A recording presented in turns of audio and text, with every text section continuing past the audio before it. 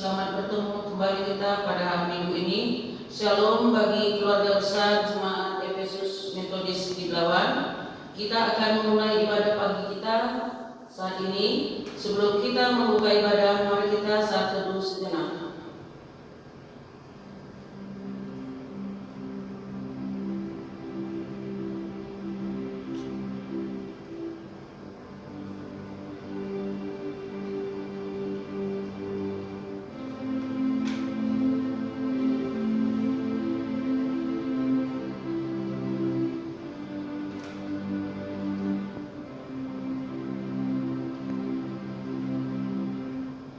Bersorak-soraklah bagi Tuhan, hai seluruh bumi.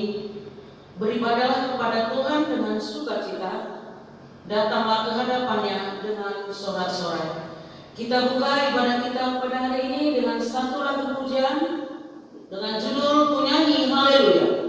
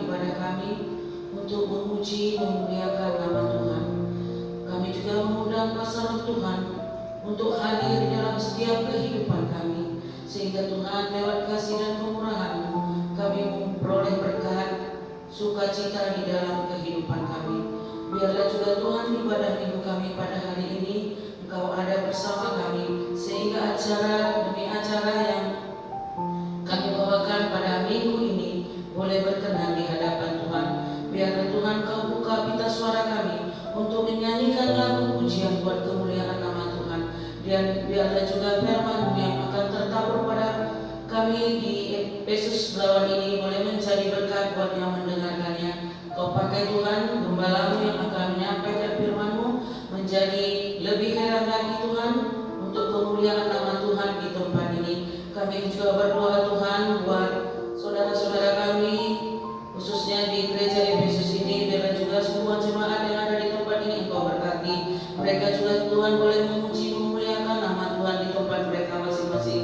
Kami yakin dan percaya Tuhan di suatu saat Engkau akan mempersatukan kami kembali untuk beribadah di gereja-Mu ini Tuhan.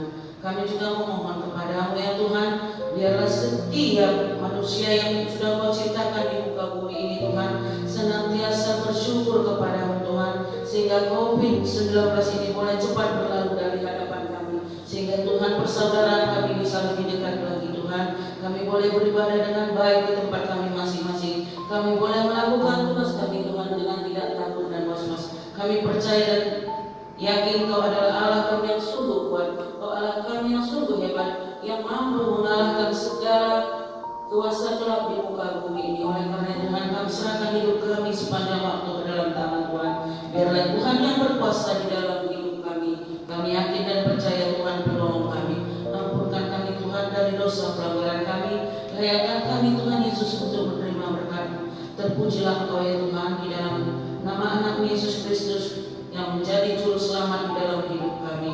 Haleluya, amin. Mari sama-sama kita mengucapkan pengakuan iman rasuli.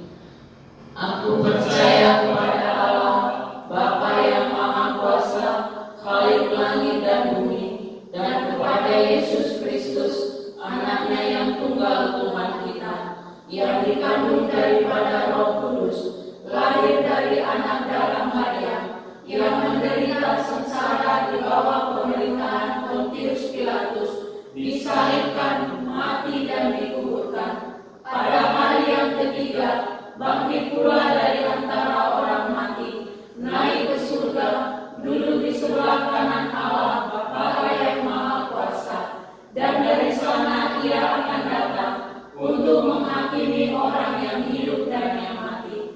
Aku percaya kepada Roh Kudus, gereja yang kudus dan am, persekutuan orang kudus, pengampunan dosa, kebangkitan orang mati, dan hidup yang kekal. Amin. 使徒信经，我信上帝全能的父，创造天地的主。我信我主耶稣基督，上帝的独生子，因圣灵感孕，如同真理玛利亚所生，在本丢比拉多手下受难，被钉于十字架，受死埋葬。第三天从死人中复活升天，坐在全能父上帝的右边，将来必从那里降临，审判活人死人。我信圣灵，我信生而公的教会，我信圣徒相通，我信罪得赦免，我信身体复活，我信永生。阿们。 Kita masuk acara responsorial dari Mazmur 98 ayat 1 sampai dengan 9. Saat penyelamatan sudah dekat. Nyanyikanlah nyanyian baru bagi Tuhan, sebab Ia telah melakukan perbuatan-perbuatan yang ajaib. Keselamatan telah dikerjakan kepadanya oleh tangan kanannya, oleh lengannya yang kudus.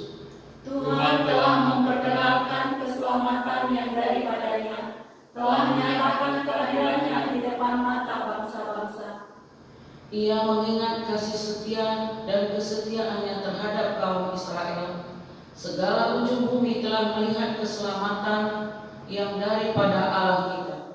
Bersorak-soraklah bagi Tuhan, hai seluruh bumi. Bergembiralah, bersorak-soraklah dan bermasmurlah. Bermasmurlah bagi Tuhan dengan kecapi dan lagu yang nyaring.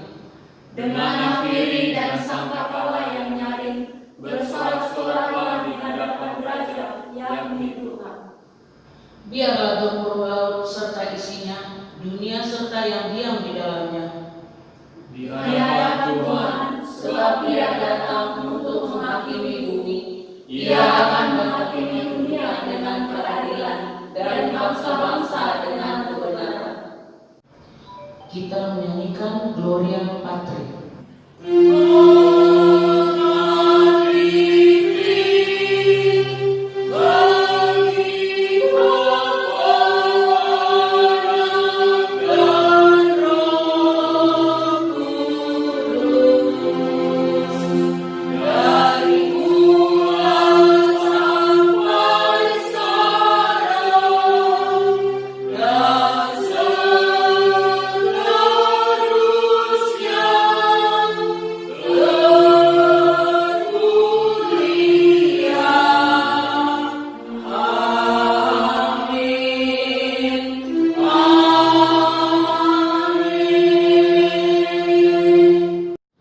Sebelum kita mendengarkan khotbah dari Bapak Pendeta, kita akan mengangkat satu lagu pujian yang berjudul Firman-Mu Tuhan.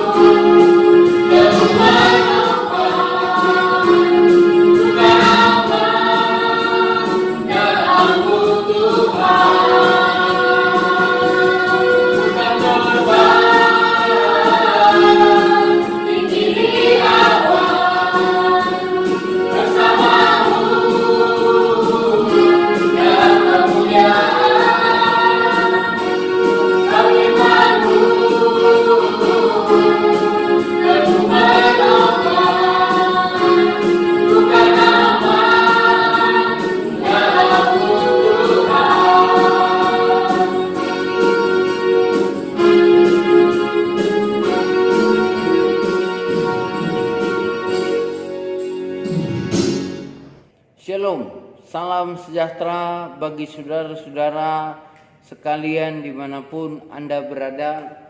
Saya bersyukur boleh berada kembali di tengah-tengah rumah kita untuk menyampaikan kebenaran firman Tuhan.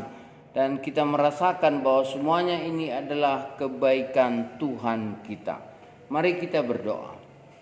Anugerah Tuhan Yesus Kristus yang maha luar biasa, serta hikmat di dalam Roh-Nya yang kudus, dan juga penyertaan Allah Bapa dalam hidup setiap orang percaya, memberikan sukacita dari hari ke hari. Tuhan, tolonglah kami supaya kami boleh mengerti firman-Mu yang akan kami dengarkan pada hari ini sebagai satu berita sukacita yang memampukan kami untuk menjadi orang-orang percaya yang sungguh-sungguh taat kepada Engkau. Terima kasih Tuhan, dalam nama Yesus kami berdoa. Amin. Saudara-saudara, tema yang akan saya sampaikan pada persekutuan kita dan dalam ibadah kita hari ini adalah melayani karena kasih Kristus. Melayani karena kasih Kristus. Mari kita membaca firman Tuhan di dalam Roma pasal yang pertama ayatnya yang ke-18 sampai kepada ayatnya yang ke-16 sampai kepada ayatnya yang ke-17. Dua ayat ini, Roma 1 ayatnya yang ke-16 dan ke-17 akan menolong kita untuk memahami maksud isi hati Tuhan. Saya akan membacakannya untuk kita semua. Sebab aku mempunyai keyakinan yang kokoh dalam Injil, karena Injil adalah kekuatan Allah yang menyelamatkan setiap orang yang percaya, pertama-tama orang Yahudi, tetapi juga orang Yunani. Sebab di dalamnya nyata kebenaran Allah yang bertolak dari iman dan memimpin kepada iman, seperti ada tertulis, orang benar akan hidup oleh iman. Saudara-saudara yang dikasihi Tuhan, kasih Tuhan Allah itu melanda hidup manusia. Kalau kita mau memahami kata melanda hidup kita, baiklah dulu kita mengambil satu bahagian contoh, yaitu bencana misalnya. Kalau terjadi satu bencana, dia tidak akan pilih bulu. Bencana tidak pernah berpikir saya akan habiskan orang X saja, orang Y saya tidak akan habiskan. Bencana juga tidak pernah berpikir bahwa dia akan memusnahkan suku atau ras tertentu saja. Tidak pernah begitu bencana. Tetapi kalau upaya untuk menghapus atau memusnahkan satu kaum tertentu, itu ya upaya manusia, ya.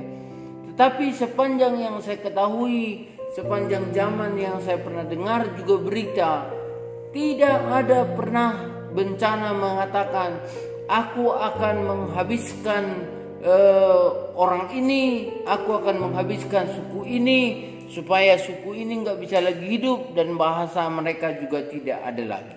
Belum pernah saya dengar berita seperti ini. Jadi artinya saudara-saudara, kalau bencana itu melanda, maka bencana itu tidak akan kenal suku, agama, bangsa, dan identitas sosial lainnya. Ya, itu harus kita ingat pertama sekali saudara-saudara. Jadi ketika saya katakan tadi, kasih Allah melanda hidup manusia, itu maksud pemikiran saya adalah mau mengatakan bahwa kasih Allah itu ketika dia melanda, dia juga melanda seperti bencana itu. Cuman ini berkat. Berkat yang diberikan Allah itu tidak pernah hanya dikhususkan kepada satu kaum tertentu. Misalnya kepada orang Yahudi dan kepada orang Yunani yang dikatakan di dalam firman Tuhan tadi. Tetapi dikatakan di sana orang yang pertama dikasihi adalah orang Yahudi, tetapi juga orang Yunani. Namun dikatakan di sana juga menyelamatkan setiap orang yang percaya. Jadi kata menyelamatkan setiap orang percaya itu adalah kebahagiaan kita, kesempatan untuk kita setiap orang yang percaya. Pegang poin ini ya, Bapak Ibu Saudara-saudara. Jadi artinya apapun suku saudara, apapun agama saudara, apapun ras saudara, bagaimanapun kehidupan saudara, apakah sekarang saudara mengakui sebagai orang berdosa atau orang yang tidak berdosa atau merasa tidak pernah bersalah, maka satu hal yang saya mau katakan kepada saudara, bahwa saudara adalah mempunyai kesempatan untuk mendapatkan kasih Allah yang melanda di dalam kehidupan. Nah, ini penting saudara-saudara ingat. Ini penting saudara-saudara ketahui supaya saudara-saudara merasakan sesuatu yang rileks dalam perjalanan hidup ke depan, sehingga akhirnya saudara akan merasakan sukacita yang luar biasa. Jadi ketika kasih Allah itu dilimpahkannya dari surga melanda kehidupan kita, maka semua orang bisa saja menjadi sasaran kasih itu, dan kasih itu tidak akan pilih bulu, atau kasih itu tidak akan berhenti sampai kesudahan segala sesuatu pun berakhir. Nah, kasih itu akan dinikmati dan dipahami dengan pengertian yang sungguh-sungguh hanya bagi orang yang terima Yesus Kristus sebagai juru selamat pribadinya. Ini benar. Bagaimana saudara bisa mengetahui sesuatu peraturan kalau saudara tidak memahaminya lebih dahulu? Bagaimana saudara bisa melakukan apa yang diperintahkan kalau Anda tidak meyakini bahwa orang yang memerintahkan ini adalah orang yang bertanggung jawab? Apabila perintah yang dia berikan itu yang kita jalankan, akan bertanggung jawab, menanggung apabila di kemudian hari ada sesuatu resiko. Ya, ada sesuatu akibat yang diakibatkan oleh perintahnya itu. Itu makanya kita katakan, ketika saya mengenal Yesus, saya belajar tentang kasih-Nya, dan saya membuka hati saya, membuka hidup saya secara keseluruhan, dan akhirnya hatiku mengerti akan kasih-Nya, dan sentuhan daripada Roh-Nya yang kudus itu mengurapi perjalanan hidupku, sehingga aku tinggal di dalam Kristus dalam kehidupan ini. Itu yang berikutnya, saudara.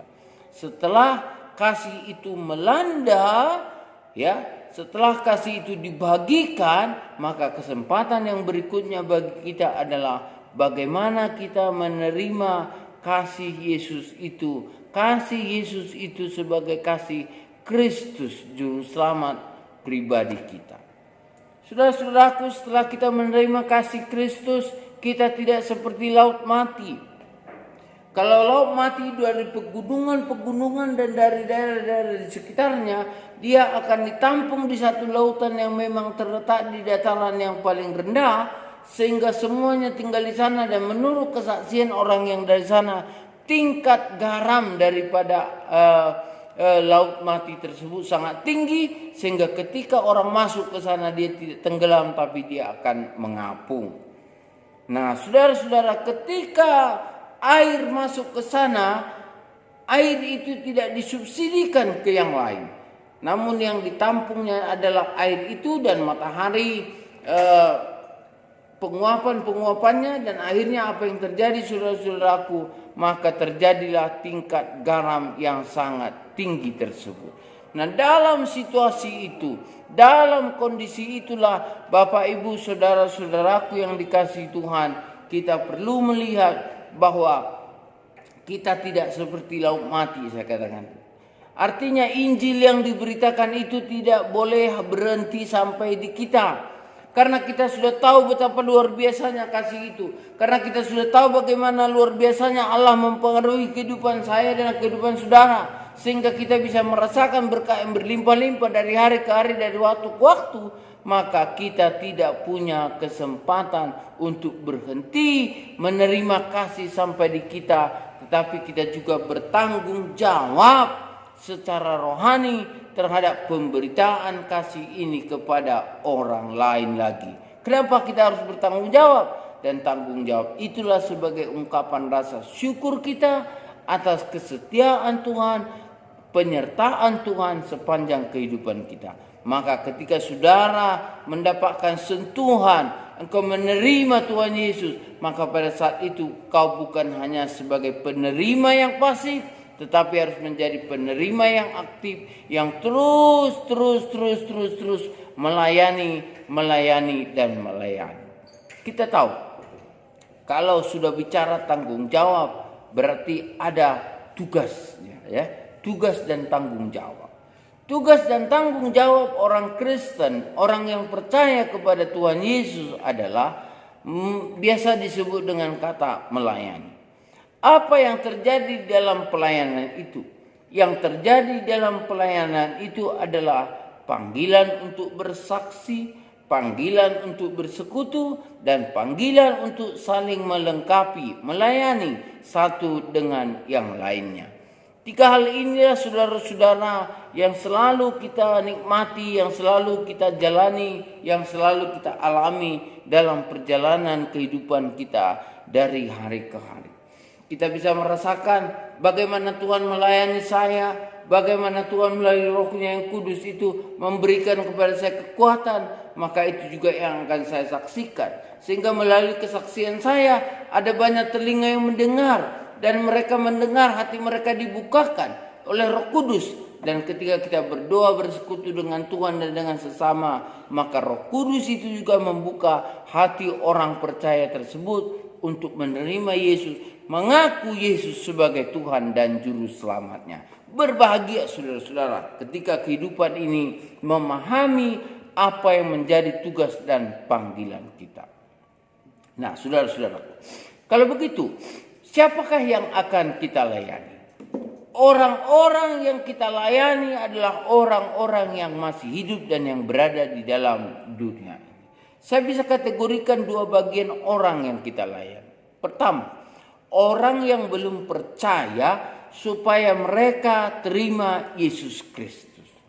Orang yang belum percaya, yang mempunyai hal-hal lain yang belum mempercayakan dirinya kepada Yesus sebagai Kristus, Yesus sebagai juru selamat pribadinya, ini adalah merupakan kesempatan bagi saya, saudara-saudara, untuk memberikan kesaksian, membuat persekutuan yang indah, dan juga saling membantu, saling melayani di dalam kehidupan. Sehingga mereka tujuannya apa? Mereka akan datang melihat, menjalani dan mengalami, dan akhirnya tinggal bersama dengan Tuhan Yesus itu. Ini menjadi hal yang penting. Lalu kelompok yang kedua yang kita harus layani dalam kehidupan kita ini, yang senantiasa membutuhkan kesaksian, persekutuan, dan juga pelayanan saudara-saudara dalam kehidupan kita ini adalah orang percaya supaya mereka yakin dan teguh. Ada keinginan untuk tetap berpegang kepada kebenaran bagi mereka. Maka sering harus diperdengarkan kabar baik, sering harus diajarkan lagu-lagu pujian, sering harus didoakan kepada mereka supaya mereka juga mempunyai iman yang kuat. Apalagi orang-orang yang baru percaya, saudara-saudaraku. Ya, mungkin kita kenal lah itu.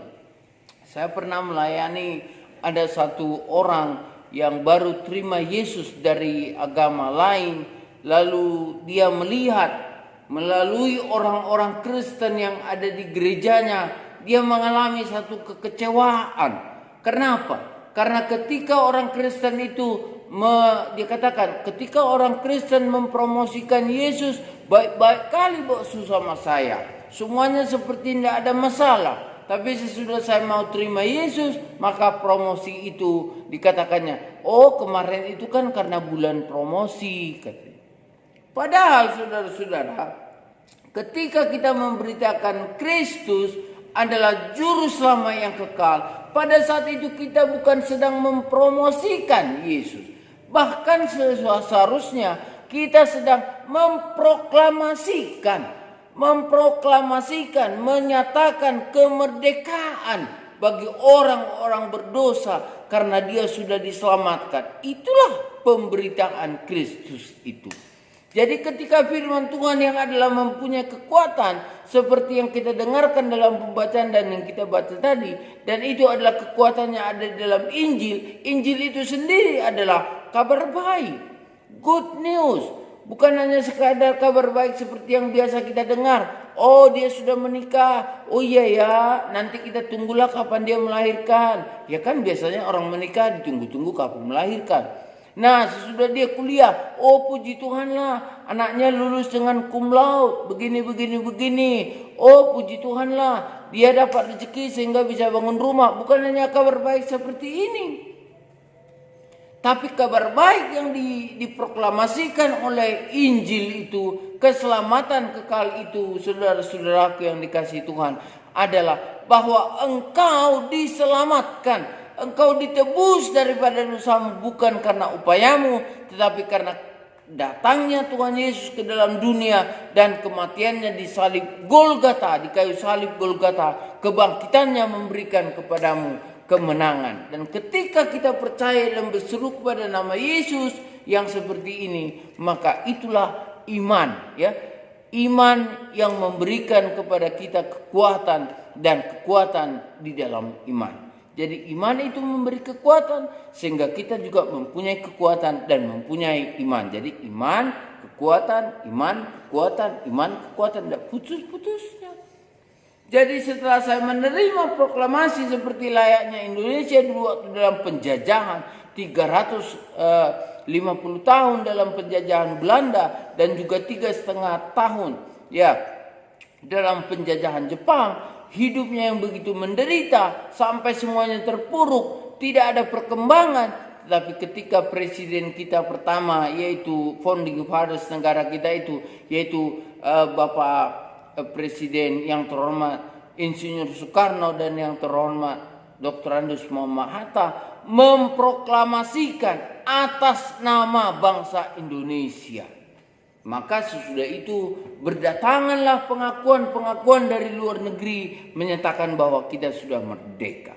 Nah, demikian juga kita, ketika kita sudah terima proklamasi itu, kita dimerdekakan, maka mulailah berdatangan orang-orang percaya yang saling membantu dan saling membangun kita. Memang seperti yang dikatakan orang yang baru percaya tadi, waktu mereka promosikan Yesus sama saya semuanya baik-baik. Mungkin bisa saja ini terjadi. Karena biasanya ketika kita cerita share tentang Yesus, kita ceritakan yang manis-manisnya, atau mungkin kita kesaksian yang pahitnya, yang menggetirkan, yang menyusahkan kita. Tetapi akhirnya Tuhan Yesus begitu menolong kita, menyelamatkan kita. Mungkin ini kita ceritakan. Tapi yang sering tertangkap oleh orang yang mendengar adalah yang manis-manisnya.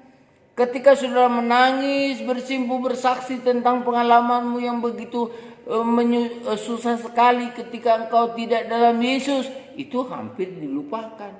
Tapi ketika engkau bersaksi, saudara-saudaraku, bahwa engkau begitu menerima Yesus, hidupmu berubah. Dan sekarang ini semua persoalan, semua masalah ada jalan keluar. Ketika kita menceritakan ini, biasanya orang akan menangkap, oh, menjadi orang Kristen itu rupanya terhindar dari masalah. Padahal bukan terhindar dari masalah, tapi dapat mencari keluar dari setiap masalah dan persoalan. Kenapa? Karena kehadiran Roh Kudus Tuhan di dalam diri saudara-saudara. Jadi ini juga penting bagi kita. Sehingga kemudian dia menjalani hidupnya, lalu apa yang dia katakan beberapa bulan yang lalu berbeda dengan tanggapan yang dia berikan sesudah menjalani kehidupan bersama komunitas orang-orang percaya beberapa bulan berikutnya. Baru dia datang lagi, Boksu, rupanya saya ngomong kemarin itu salah. Bahwa sebenarnya waktu itu karena saya baru mula-mula, jadi semangatnya begitu berapi-api. Lalu tiba-tiba mendapat teguran dari orang yang sudah lebih senior imannya menurut saya. Saya merasa kecil dan saya sepertinya dikerdilkan. Makanya aku terjadi penolakan dan ada kepahitan. Puji syukurlah, saya bilang. Engkau hari ini sudah bisa mengalami bagaimana dinamika dan sukacita hidup sebagai orang-orang percaya. Jadi tadi fokus iman kita, percaya kita itu, kita melayani, bersaksi dan bersekutu bersama-sama dengan orang yang belum percaya supaya mereka terima Yesus Kristus sebagai Tuhan dan Juru Selamat, dan juga supaya orang percaya mereka berdiri teguh dan yakin di atas iman mereka. Sekarang kita berbicara mengenai panggilan kita sebagai warga jemaat. Panggilan kita sebagai warga jemaat adalah bersinergi, bekerja sama dengan gereja kita, gereja induk kita, dengan gereja-gereja yang ada di sekitar kita, bahkan lebih dari situ lagi saudara-saudara, dengan gereja-gereja atau orang-orang percaya yang ada di sekitar kita. Karena ketika kita ingat apa yang dikatakan oleh lidi satu tidak berarti apa-apa, paling jadi tusuk sate. Ya, memang berarti juga ya, tapi kurang bermanfaat luas. Tetapi apabila beberapa lidi itu digabungkan dan diikat dengan kekuatan yang satu, maka dia bisa membersihkan, ya, menjadi sapu lidi. Kekuatannya sungguh sangat luar biasa. Mungkin saudara diberkati Tuhan dengan kekayaan, dengan hikmat dan cara berpikir yang luar biasa. Mungkin saja sekali engkau berdoa, doamu langsung dijawab oleh Tuhan untuk cerita tentang keberadaan ekonomi ataupun harta. Tetapi apabila saudara-saudara tidak bersatu dengan sesama yang lain, tidak bersekutu dengan sesama yang lain, maka ada juga kurangnya daripada pelayanan. Tetapi apabila kita bersatu dengan yang lain, orang yang lain mempunyai kelemahan, mungkin kita juga ada kelebihan kita. Orang yang kita mungkin punya kelemahan, tapi orang lain mencukupkan kita dengan kelebihannya. Saling membantu satu dengan yang lain sebagai makna daripada melayani dengan sepenuh hati. Maka di sana juga kita akan dikuatkan, di sana juga kita akan dipersiapkan. Sehingga apa yang kita akan temukan? Saudara-saudara, panggilan kita sebagai orang percaya, sebagai warga gereja untuk melakukan sinergi, kerjasama satu dengan yang lainnya sesama orang percaya dengan satu tujuan, supaya nama Yesus ditinggikan. Amin. Supaya nama Yesus diagungkan, supaya soli Deo gloria, supaya segala kemuliaan dikembalikan hanya kepada Tuhan yang menciptakan langit dan segala isi bumi yang ada. Nah, inilah tujuan kita. Maka dari sana baiklah kita juga mempersiapkan diri kita, mempersiapkan keluarga kita untuk menjadi berkat, ya, dari segi fisik, dari segi ekonomi, dari segi persekutuan atau segi spiritualitas. Kita perlu mempersiapkan diri supaya kita menjadi saksi-saksi kebenaran pada masa-masa yang akan datang. Jadi kenapa itu saya lakukan, saudara? Kenapa itu saya serukan? Kenapa saudara saya ajak untuk itu? Karena satu hal saja ya sebenarnya. Apa itu? Karena kita mendapatkan kasih Kristus. Kasih yang kita terima cuma-cuma. Kasih yang kita terima secara gratis. Cukup percaya saja. Aku percaya kepada Tuhan Yesus, maka aku hidup dan hidupku itu akan menjadi berkat. Tetapi sesudah kita menerima percaya itu, kita tinggal di dalam hidup itu, dan akhirnya kita diberkati, dan diberkati. Sehingga saudara bisa melihat dan berpikir, oh iya ya, inilah yang menjadi tugas dan panggilan saya. Nah, inilah yang menjadi kekuatan Injil pada saya. Sehingga ketika hari ini saya menyadari karena kasih Kristus yang ada di dalam Injil itu saya terima, makanya saya harus melayani dengan sepenuh hati. Mari saudara-saudara melayani dengan lebih sungguh dan melayani dengan lebih baik lagi. Tuhan Yesus memberkati saudara. Mari kita berdoa. Bapa di dalam surga, berkatilah kami semua supaya kami menjadi satu keluarga yang memberkati dan saling menolong satu dengan yang lainnya. Karena kami yakin dan percaya Tuhan Engkau selalu hadir dalam hidup kami, menyertai dan memberkati kami senantiasa. Terima kasih Bapa, di dalam nama Yesus Kristus kami berdoa dan bersyukur kepadamu. Haleluya. Amin. Terima kasih buat khotbah yang telah disampaikan Bapak Pendeta. Biar firman Tuhan yang sudah kita dengarkan dapat kita laksanakan di dalam kehidupan kita hari. Semoga Tuhan memberkati kita. Kita masuk acara selanjutnya.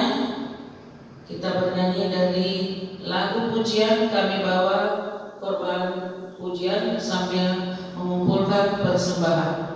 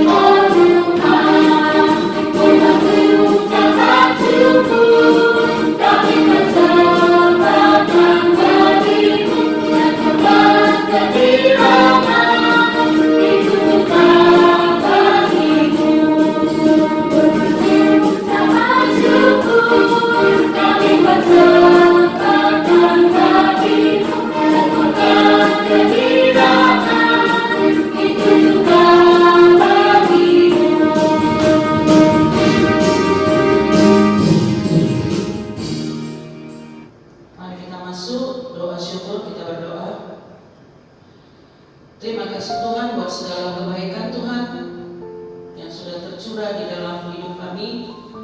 Kami juga bersyukur Tuhan kami boleh mempersembahkan di hadapan-Mu persembahan yang kami bawa, biarlah itu menjadi upaya yang harum di hadapan Tuhan.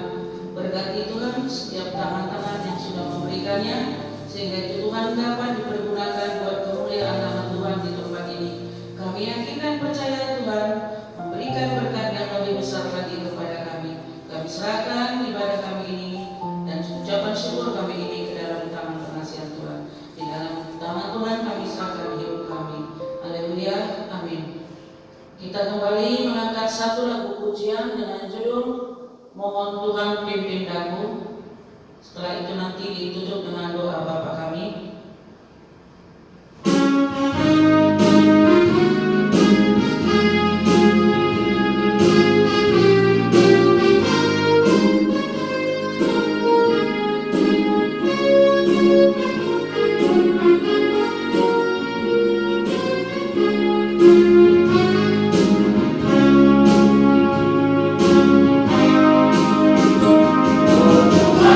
Pimpinlah langkahku.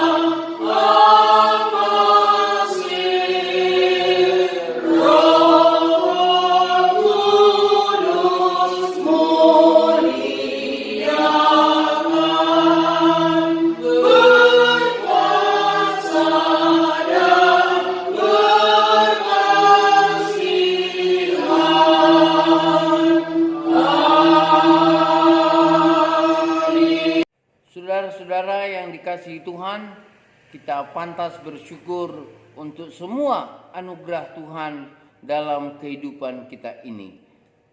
Karenanya jangan henti-henti berdoa supaya kita juga semakin diberkati Tuhan. Mari lakukanlah apa yang diperintahkan Tuhan di dalam kehidupanmu dan terimalah berkat Tuhan saja. Kasih karunia Allah Bapa dan kasih setia Tuhan Yesus Kristus serta persekutuan di dalam Roh-Nya yang kudus menyertai dan memberkati kita hari ini, besok bahkan sampai selama-lamanya. Amin.